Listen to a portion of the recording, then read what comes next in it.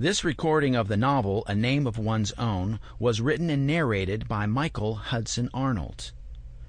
Questions and comments can be sent to michaelhudsonarnold.com. A Name of One's Own by Michael Hudson Arnold. Chapter 1. It was the last day of school, and with a full summer stretching out before, it had come to this. Such timing. Just the last day of school, and he couldn't keep it together. His 5th grade had been in yet another town, in another state. What is 7th grade, he thinks and looks ahead. Is there a less auspicious time? Just yesterday, in the dwindling time, he finally had fought back, and with a nose still sore and tinted pink with the removed blood, he had looked at his counselor and, exasperated, asked, "How's this going to help me?" "How will what help you?" she asked, with her permed hair waving as the oscillating fan passed across her and him. She hands him a tissue and looks at his nostril and wills it to not bleed. She picks up her pencil and holds it between both hands and turns it. USA General's No. 2 pencil can be seen and then disappears, can be seen and then disappears. "How will school help me?" And he didn't look up at her when he asked, but he raised his eyes to her nameplate. What is that for, he thinks? Ownership? The desk remains hers even when she isn't in the room because her name is on it? Is theft that rampant in school? "You need an education, Flynn," she kindly suggests. "Well, is it possible to not get an education?" And he looks higher onto a stack of red folders created by the adult world. She can't get enough of this boy.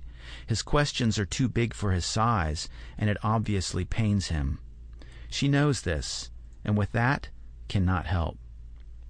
"Maybe it isn't," and she nods. "However, we must all share certain knowledge. The more we agree upon more, we can move in one direction. As a civilization, we can move in one direction." But she stops herself. It's a half-written dissertation, and it's available, but who wants to read it? "So I'm supposed to know what other people know? That just seems..." "Seems what?" Joyce asks. "It seems sad." And now he sees her. Brown-rimmed glasses catch her steady eyes. "Well, why is that sad to you?" "Well, maybe it isn't, but it just seems like we're making ourselves feel better by telling ourselves the same stories or something." And he almost had it, but it is fading. He turns to the window and looks out. For a moment, he was pulling a message from that nether region in the board he's staring at, but it got snagged. It got caught on something, and he must let it go. Like watching his own bike being ridden away by another. "Flynn," and he has stood, his back to her. Far across the field, where boys and girls are at play, abusing a soccer ball while a shrill metallic whistle pierces the dirt, he sees a stop sign. He stares at it, and Joyce places her pencil back on the desk. "Flynn," and the pencil turns upon its octagonal shape. It turns again, and then inexplicably begins to roll not down, but up the red folders, before then falling off the desk. What she does not see is the stop sign and its red face that bends to the ground like a rose, grown heavy with fortune and long life. He walks out of the office, and Joyce stands, walks around her desk, picks up the pencil and examines it. She places it back on the desk, and it rests. She nudges it, but it does nothing. It happens, except for the reappearance of USA General's No. 2 pencil. She sits and watches the pencil. Driving home from the clock dinner, Maud feels the few dollars in her pocket with her left, while her right is on the steering wheel. She's stained with butter and coffee, but is satisfied in the bounty of her endeavors.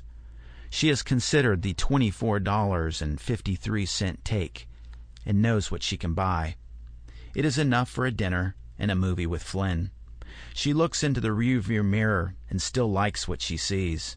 It is a dwindling beauty, but most believe that she still has it. She turns off 20 and takes a left onto 17. She can't quite get used to the margins where she and Flynn now live. They haven't had to live this far from town before, but after the last time, she knew they needed to go deeper, deeper underground. Sample complete. Ready to continue?